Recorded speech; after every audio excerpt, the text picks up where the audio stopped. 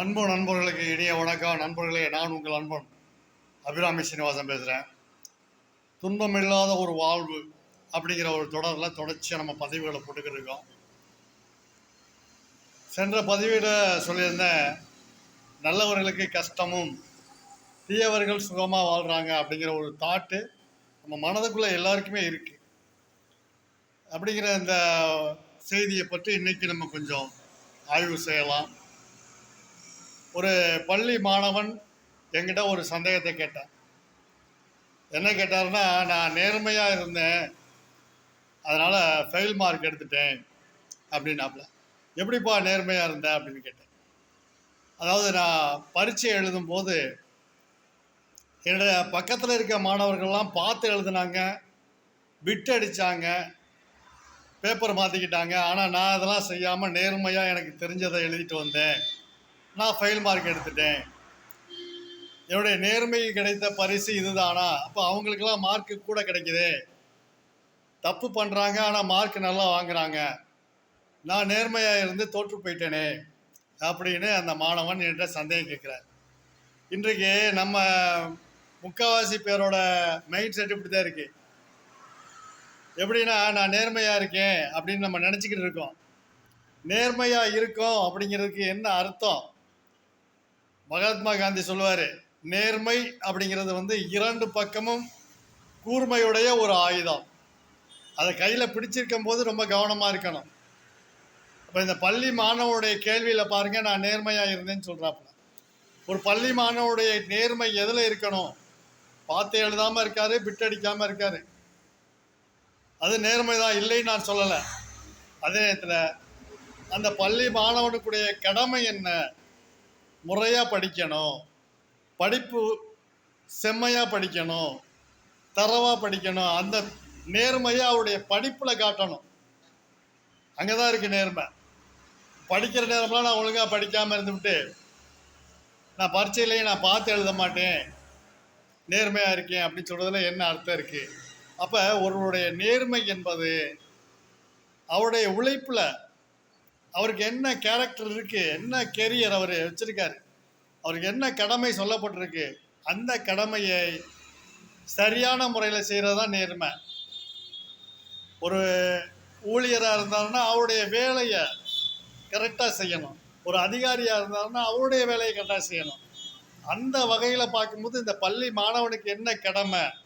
படிப்பு, ஒழுக்கம், இதை அவர் கரெக்டாக செஞ்சுருந்தா ஆட்டோமேட்டிக்காக நல்ல மார்க் எடுத்திருப்பார்.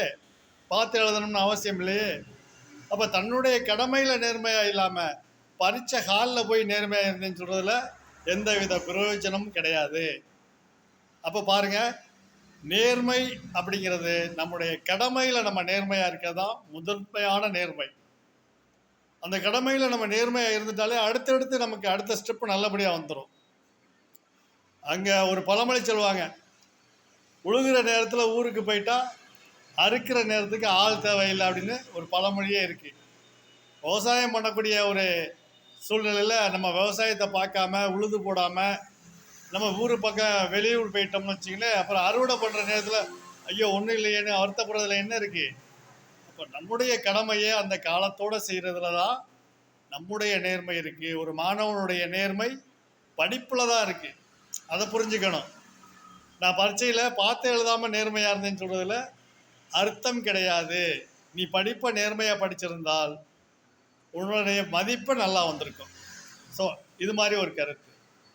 இன்னொன்று பாருங்கள், ஒரு கதை, ஒரு சிங்கமும் ஒரு மானும். அப்போ இந்த சிங்கம் அந்த மானை பிடிச்சி அடித்து சாப்பிட்ருது. அப்போ இந்த மானு இறந்து போய் ஆத்மாவாக மேல் உலகத்துக்கு போயிடுது. மேல் உலகத்துக்கு போகும்போதே அங்கே இறைவன்கிட்ட போய் இருக்கும்போது உனக்கு சொர்க்கம் அப்படின்னு இறைவன் சொல்கிறார் மானுக்கு. சொர்க்கத்துக்கு போய் பார்க்குது, அதுக்கு முன்னாடியே சிங்கம் அங்கே உட்காந்துருக்கு. இதை கொன்று சாப்பிட்ட சிங்கம் அங்கே உட்காந்துருக்கு. ஒரே ஆச்சரியமாக போச்சு. உடனே இந்த மானுக்கு கோபம் அதிகமாக வந்துடுச்சு. நான் ஒரு அப்பாவியான மானு, நான் எல்லா தலையை தின்னுக்கிட்டு நான் பாட்டுக்கு செவனேன்னு இருந்தேன்.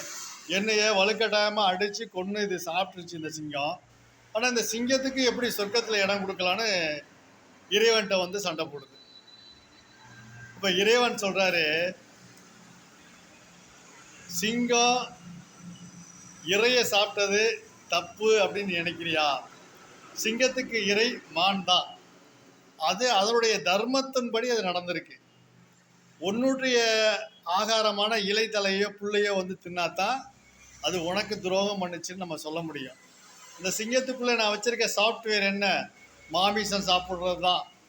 அது அதனுடைய கடமையை செஞ்சிச்சு, முறையாக செஞ்சிச்சு. அதனால அதுக்கு சொர்க்கம்.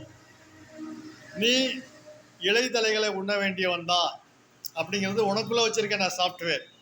அதுபடி தான் நீ வாழ்ந்துக்கிட்டு இருக்க. ஸோ இந்த அவங்கவுங்க தர்மப்படி வாழ்கிறதுல நழுவாமல் வாழ்ந்துட்டாலே அது நேர்மையான விஷயம். இது விலங்குகளுக்கு ஒரு தர்மம் இருக்குது, மனிதர்களுக்கு ஒரு தர்மம் இருக்குது. இறைவன் நம்ம சொல்லக்கூடாது, முன்னோர்கள் வகுத்து கொடுத்த ஒரு சில தர்மங்கள் இருக்குது. இதுபடி தான் மனிதன் வாழணும், இதுபடி தான் விலங்குகள் இருக்குது, விலங்குகளுக்கு ஒரு தர்மம் இருக்குது. ஸோ இதை கன்ஃபியூஸ் பண்ணிக்கக்கூடாது. அப்படி இருக்கும்போது அப்போ ஒரு மனிதன் நான் நல்லவனா கெட்டவனா அப்படிங்கிறது அவன் மனசாட்சிக்கு தான் தெரியும். சில பேருக்கு அந்த மனசாட்சியும் செயல்படாது. அப்படிங்கும்போது தான் செய்கிறது நல்லதா கெட்டதா அப்படிங்கிறத உணரும் சக்தி இருக்கிறதுவே ஒரு இறைவனுடைய அருளால் தான் அது கிடைக்கும். ஸோ இன்னொரு உதாரணத்தையும் சொல்கிறேன். ஒரு எற்களம் செடி இருக்குது, ஒரு ரோஜாப்பூ இருக்குது, ரோஜாப்பூ செடி இருக்குது, கத்திரி செடி இருக்குது. பாருங்கள், வீதியில் எப்படி நடக்கும்போது எற்களஞ்செடி அதிகமாக இருக்கா, ரோஜாப்பூ செடி அதிகமாக இருக்கா, கத்திரி செடி அதிகமாக இருக்கா? நம்ம வீதிக்கு வீதி பார்க்குற எற்களஞ்செடி தான் இருக்குது. இதை யாராவது நட்டு வச்சாங்களா? இல்லை அதை நட்டு வச்சு தண்ணி ஊற்றி வளர்க்குறாங்களா? எப்படி ஊரு பூரா எற்களஞ்செடி இருக்குது, கத்திரி செடி எங்கேயாவது ஒரு இடத்துல ஒரு வீடுகளில் பாதுகாப்பாக இருக்குது. இப்போ மனிதனுக்கு உதவி செய்யக்கூடிய மனிதனுக்கு பிரயோஜனமான கத்திரி செடி மிக அரிதாக இருக்குது. பயனற்ற செடின்னு நம்ம நினைக்கிற எற்களம் செடி ஊர் ஊராக பரவி இருக்கு. இதுக்கு என்ன அர்த்தம்? அது விஷச்செடி. இறைவனுடைய திட்டத்தை பாருங்க. இந்த விஷச்செடியை யாரும் நட்டு வச்சு வளர்க்க மாட்டாங்க அப்படின்னு சொல்லி அதனுடைய விதைகளுக்கு ஒரு பறக்கிற சக்தியை கொடுக்குறார். பஞ்சு மாதிரி ஒரு பறக்கிற சக்தி இருக்கு. அது மூலம் காற்றில் வெடிச்சு அது பரவுது. ஏன் அந்த எருக்கலை செடி பரவுறதுக்கு இத்தனை ஏற்பாடு இறைவன் செய்திருக்கான்? தீய ஒரு விஷச்செடியுமே பரவி வளர்றபடி இறைவன் அமைச்சு கொடுத்துருக்கு. எதனால? அதுலேயும் ஒரு பிரயோஜனம் இருக்குது. எருக்களஞ்செடியும் ஒரு சில மருத்துவ குணங்கள் இருக்குன்னு சொல்கிறோம். ஸோ அந்த எருக்களஞ்செடி ஒரு விஷச்செடியாக இருந்தாலும் அதையும் வளர்வதற்கு இறைவன் தக அமைப்புகளை ஏற்படுத்தி கொடுத்துருக்கார். அப்போ இந்த உலகத்தில் நல்ல விஷயங்களும் கெட்ட விஷயங்களும் கலந்தே தான் இருக்குது. மனிதனுக்குள்ளேயே அப்படி தான் இருக்குது. நல்ல விஷயம் இருக்குது, கெட்ட விஷயம் இருக்குது. நல்ல விஷயம், நல்ல மனசுன்னு சொல்கிறோம். நல்ல மனசு மேலோங்கி இருக்கும்போது அவன் நல்லவனா எல்லாருக்கும் தெரிகிறான். தீய எண்ணங்கள் மேலோங்கி இருக்கும்போது அவன் உலகத்துக்கு தீமையாக தெரிகிறான். காஞ்சி மகாபெரியவருடைய சரித்திரத்தில் வேதாரண்யத்தில் காஞ்சி மகாபெரியவருடைய முகாம் இருக்குது. அமாவாசை நேரம் 4 நாளைக்கு முன்னாடியே போய் வேதாரண்யத்தில் கேம்ப் போட்டாச்சு. அவரை பார்க்க வருகிற பக்தர்களுக்கு எல்லோருக்கும் அங்கே சாப்பாடு. காலை, மதியம், இரவு அன்னதானம் நடந்துக்கிட்டே இருக்கும். அப்போ அந்த அன்னதானத்தில் ஒருத்தர் கலந்துக்கிறாரு, சாப்பிட்றாரு. சாயந்தரம் ஆனால் மதுபானத்தை குடிச்சிட்டு வந்து அங்கே இருக்கவங்கள தாறுமாறாக திட்டுறாரு. இதை பார்த்துக்கிட்டு இருக்க அணுக்க தொண்டர்கள்லாம் காஞ்சி மகாபெரியவர்கிட்ட போய் சொல்கிறாங்க, நம்ம முகாமிலே சாப்பிட்டு விட்டு நம்மளே திட்டுறாங்க, இவர் வந்து திட்டுறாரு, மது அருந்துறாரு, இவர் இங்கே இனிமேல் வரக்கூடாதுன்னு சொல்லுங்கள் பெரியவர் அப்படின்னு சொல்லி மகா பெரியவர்கிட்ட அணுக்க தொண்டர்கள்லாம் போய் முறையிடுறாங்க. வழக்கம் போல் கையை அப்படி செஞ்சுட்டு புன்சிரிப்போட இருக்கார். இது தொடருது. ஒரு 4 நாள் தொடர்ந்துக்கிட்டே இருக்குது. வர்றாரு, சாப்பிட்றாரு, மது அருந்துறாரு, எல்லாரையும் திட்டுறாரு, வம்புக்கு இழுக்கிறாரு. இது போன்ற ஒரு சூழ்நிலையில் மகாபெரியவர் அமைதி காக்கிறார். அப்போ வேதாரண்யத்தில் அங்கே கடற்கரையிலே அமாவாசை அன்றைக்கு எல்லாரும் ஸ்நானம் பண்ணுறதுக்கு குளிக்கிறதுக்காக போகும்போது இந்த மதுபானத்தை அருந்துகின்ற இந்த நபரும் அங்கே வர்றார். அந்த ஆசாமியும் வர்றார். கடற்கரையில் நிற்கிறாங்க. அங்கே அந்த தர்ப்பணமெல்லாம் செய்து முடித்த பிறகு எல்லோரும் கடலில் குளிக்கிறதுக்கு போகிறாங்க. ஒரு மிகப்பெரிய அலை வந்து அப்படியே அடித்து இழுத்துக்கிட்டு போகுது. ஒரு 10 பேரை, 10 முதியவர்களை இழுத்துக்கிட்டு போகுது. ஒருத்தராலையும் ஒன்றும் செய்ய முடியலை, காப்பாற்ற முடியலை.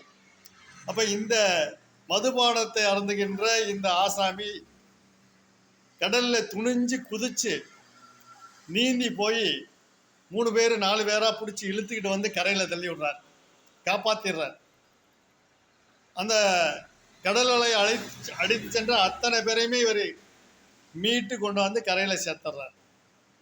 அப்போ அணுக்க தொண்டர்கள்லாம் அப்படியே வாயடைத்து போய் நிற்கிறாங்க. மகாபிரியவர் அர்த்த புஷ்டியோட பார்க்குறார்.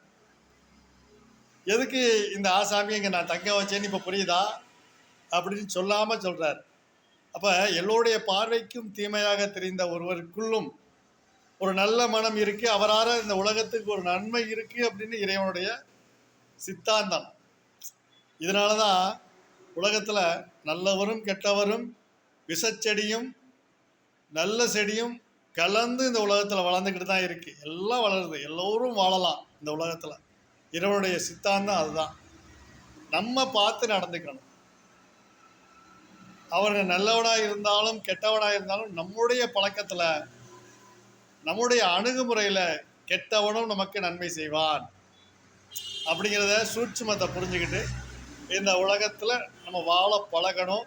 மீண்டும் இது போன்ற ஆய்வுகளை தொடர்ந்து பண்ணுவோம் அடுத்தடுத்த வீடியோக்களில். நன்றி, வணக்கம்.